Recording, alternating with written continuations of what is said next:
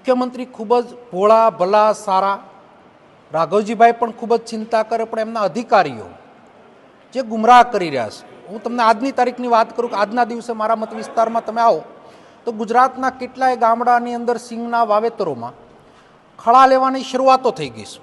શરૂઆતમાં પાક વવાણો, માવઠા ટાઈમે પાક વવાણો, જેના ખળા લેવાઈ ગયા સિંગ ઘરમાં મળી આવવા, ત્યારે હવે ફરી વખત આજે એના પ્રવક્તા મારફત, એના અધિકારીઓ મારફત કહેવામાં આવ્યું કે અમે ડિજિટલ સર્વે કરી અને વળતર આપશું ને જે સર્વે થયું છે એમાં વિસંગતતા છે.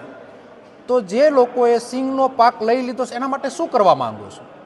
જેના ઘરમાં સિંગ આવી ગઈ છે અને એ ખેતરમાં કંઈ દેખાવાનું જ નથી, તો ક્યાં આધારે તમે ગણિત કરશો કે સિંગનું વાવેતર છે કે નથી? હવે નવા વાવેતરો શરૂઆત થવાની છે, ઘઉં વવાવાના, ચણા વવાવાના.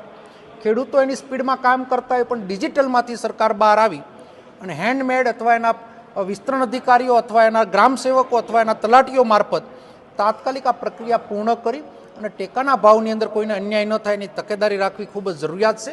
કારણ કે આ કરતા રહેશે તો ખેડૂતને નવો પાક વાવવામાં ખૂબ જ મુશ્કેલી પડશે. ત્યારે આપના મારફત સરકારને વિનંતી કરતો પત્ર લખ્યો છે કે જે સર્વે થઈ ગયું છે એને માન્યતા આપવામાં આવે, રજિસ્ટ્રેશન જે થયું છે એને માન્યતા આપવામાં આવે અને નવા રજિસ્ટ્રેશનનો જે ટાઈમ વધારો થયો છે એમાં નવા રજિસ્ટ્રેશનો જેટલા થાય એને પણ એનો નિયમ લાગુ પાડવામાં આવે એવી વિનંતી કરતો પત્ર લખ્યો છે.